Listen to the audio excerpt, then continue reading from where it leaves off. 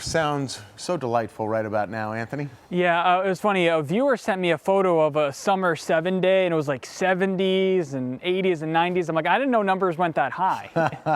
So It'll happen. Yeah, no, it's crazy. The seasons, and they before we know it, it's going to get warm. But for now, Scott, we're on the chilly side. Now, this is my favorite show. It's a little secret to me and you, because I reveal the answer to a trivia question that I ask at 7 o'clock. So if you didn't know, we have a question today. It was, January had an average high of 30.2 degrees. And let me show you the question here. When was the last time it was colder than that? Simple question. Here were the options. It was 1981, 1994, the infamous winter. Now, I haven't been truthful to you, and this one was a little bit of a trick. The answer is actually last year. Last year's average high was 30.0, so just about the same. And yeah, last January was pretty frigid, including a morning where it was -9 degrees. So I'm sorry, I feel like I cheated you, but we get these types of cold Januaries. Now, the next thing I want to show is the next streak that we're watching. So highs below 20, we beat that streak today. We got into the 20s. The next streak that I'm watching is below 10 lows, and we're going to see another one tonight. And here's what it's looked like over the last 2 weeks. A lot of ones and twos and single digits here in the forecast, but we are warmer than this time yesterday. That's a bit of good news. We are seeing some flurries on the west side of the state, but it's encountering dry air, not expecting flurry action tonight. No watches or warnings right now, and the winds are calm for the most part, so not feeling that much colder than the thermometer.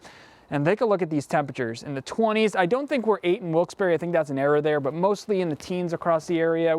We have 14 in Jim Thorpe, 18 in Mount Pocono, and they're in the southern tier, 16 in Tamaqua, 14 in Lehighton. The fact that there's not a lot of clouds out right now is going to help temperatures drop fairly quickly. You can already see there in Palmerton right now where skiers are going, 10 degrees right now. So it's going to be a clear night. We're going to drop like a rock, and temperatures will be in the single digits once again. We'll extend that streak, and we'll be mostly in the single digits. Some places may be in the teens there in central Pennsylvania as you see a few more clouds, but I do think it's going to be another frigid night.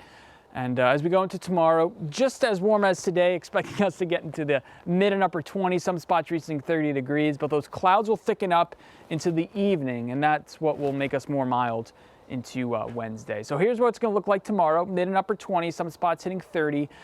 Still below average, actually. The average is 36, so we'll be about 10 degrees below average tomorrow once again across the area. So it's going to be another one of those cold days. The winds won't be all too bad tomorrow. That's a little bit of silver lining, and again, the sun will be out at parts of the day. But those clouds will build back in, and we may see a few flurries tomorrow evening, but nothing much will accumulate at all. It'll just be a couple flurries for your Tuesday, maybe while you're having dinner. The last thing I want to show you is the little groundhog here. So we are 6 degrees below average this winter so far, including 48 out of the 64 days being below normal. We've seen this fetch of air continuing to be from the north, this jet stream dip, but notice what happens next week.